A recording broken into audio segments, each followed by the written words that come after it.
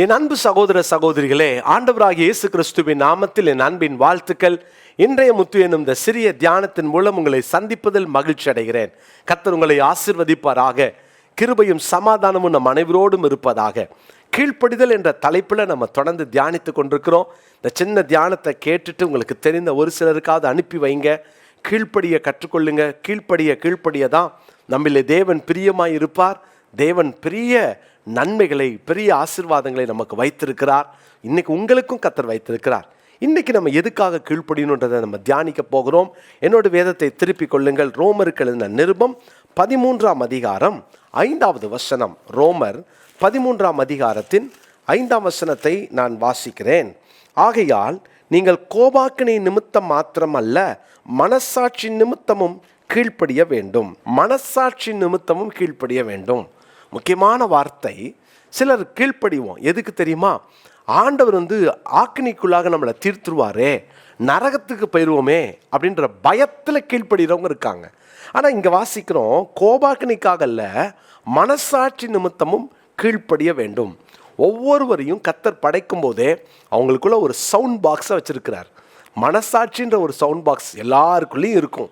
இது டேமேஜ் ஆகாமல் பார்த்துக்கணும். எல்லாருக்குள்ளேயும் கர்த்தர் அதை வச்சிருக்கிறார். அது எவ்வளோ விலையேற பெற்றது தெரியுமா? இன்னைக்கு நிறைய பேர் இந்த மனசாட்சியை கடினப்படுத்தி அதை கேட்க விடாமல் ஆக்கிட்டாங்க. நிறைய பேருக்கு சிலவங்க நம்ம சொல்கிறோம்ல, மனசாட்சி இருக்குதாங்க, மனசாட்சி இருந்தால் இப்படி செய்வாங்களாங்க. ஏன்னா அந்த பாவம் செய்ய செய்ய செய்ய செய்ய முதல் தடவை இருக்கிற அந்த ஹை டோன், அந்த பயங்கர சத்தத்தோடு இருக்கிற அந்த மனசாட்சி நம்மளை உழுக்கும். நீ செய்கிறது தப்புன்னு. எந்த மதமாக வேணா இருக்கட்டும், யாராக வேணா இருக்கட்டும், எந்த நம்பிக்கையில் வேணா இருக்கட்டும், ஏத்திஸ்டாக கூட இருக்கட்டும், தவறு செய்யும்போது அவங்களுடைய மனசு குத்தும், நீ தப்பு செய்கிற அப்படின்னு. யாராக இருந்தாலும் சரி. ஏன்னா கர்த்தர் ஒரு மனுஷனை படைக்கும் போதே அப்படி தான் படைத்திருக்கிறார். அவனுக்குள்ள ஒரு மனசாட்சி இருக்கும். மனசாட்சியின் காலம்னு ஒரு காலம் இருந்துச்சு. அவங்களுக்கு நியாயப்பிரமாணம் இல்லை, வேதம் இல்லை, மனசாட்சியின்படி கர்த்தர்களுக்கு தீர்ப்பளிப்பார். ஆனால் இன்னைக்கும் கூட தேவன் ஒவ்வொரு நாளும் நம்ம வாழ்கிற ஒவ்வொரு அடிப்படை வாழ்க்கையில் தவறுகள் செய்யும் போதெல்லாம் மனசாட்சி சொல்லும், இதை செய்யாத, இதை செய் என்று மனசாட்சி சொல்லும். அந்த மனசாட்சியை நீங்கள் கடினப்படுத்திட்டீங்கன்னா, ஒரு தடவை தவறு செய்யும்போது அந்த மனசாட்சி ஓங்கி ஒலிக்கும் போது உடனே மனசாட்சி நிமித்தம் ஓகே தப்பு அப்படின்றத உடனே திருத்தி கொண்டோம் அப்படின்னா அது நமக்கு ஆசீர்வாதம். மனசாட்சியை கடினப்படுத்தி அதை கேட்க விடாமல் அந்த மனசாட்சி கொஞ்சம் கொஞ்சமாக செத்து போயிடுச்சுன்னா ஒரு காலத்தில் கேட்காது. அதனால தான் இன்னைக்கு துணிகரமான பாவங்களை செய்கிறாங்க. குழந்தைகளை கூட இன்னைக்கு விட்டு வைக்காமல் எத்தனை பாலியல் அந்த துன்புறுத்தல்களுக்குள்ள ஆக்குகிறாங்க. யோசித்து பாருங்க. எத்தனை பெண்களை நிர்வாணப்படுத்தி கேவலப்படுத்துகிற எத்தனை காரியங்களை இன்னைக்கு நம்ம பார்க்குறோம். கொலைகளை பார்க்குறோம். யோசித்து பாருங்க. சொந்த கணவனை கொலை செய்கிற, மனைவியை கொலை செய்கிற, பிள்ளைகளை கொலை செய்கிற. என்ன காரணம்? மனசாட்சி இல்லையா? இருக்குது. கீழ்ப்படிய தவறிட்டாங்க. அந்த மனசாட்சிக்கு கீழ்ப்படியலை. யோசித்து பாருங்களேன்.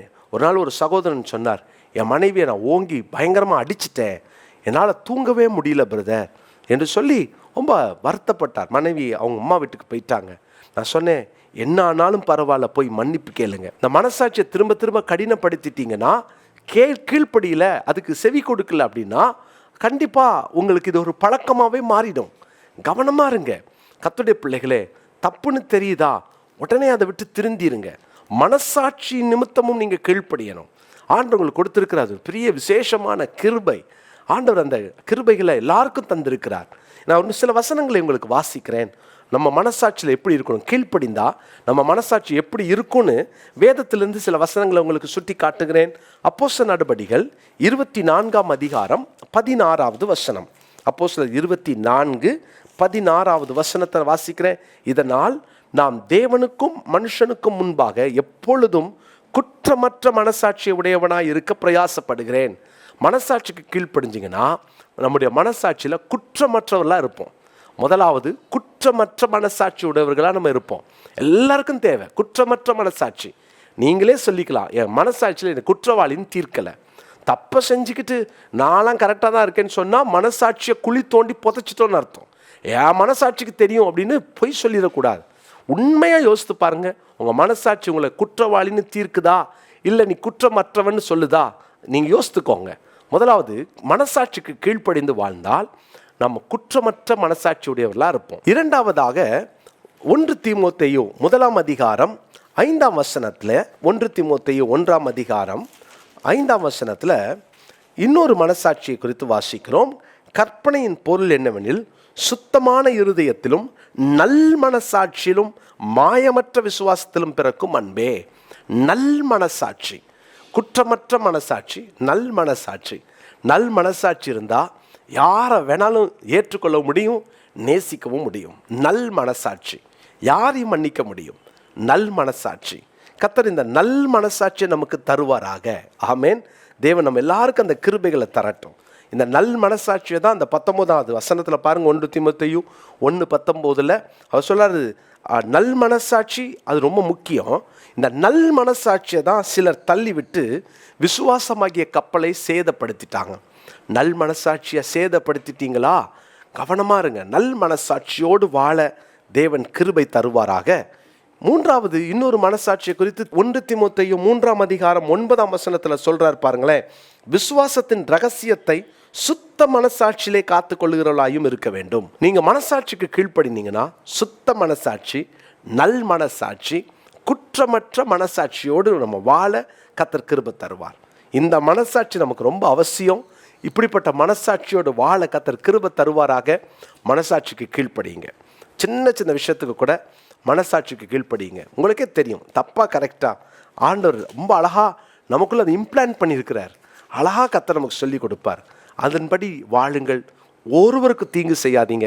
மனசாட்சியில் சுத்தமாக இருக்க கற்றுக்கொள்வோம். ரோமர்கள் நிருபம் 9:2 நான் சொல்லுகிறது பொய் அல்ல, கிறிஸ்துவுக்குள் உண்மையை சொல்லுகிறேன் என்று பரிசுத்த ஆவிக்குள் என் மனசாட்சியும் எனக்கு சாட்சியாக இருக்கிறது. பரிசுத்த ஆவிக்குள் என் மனசாட்சியும் எனக்கு சாட்சியாக இருக்கிறது.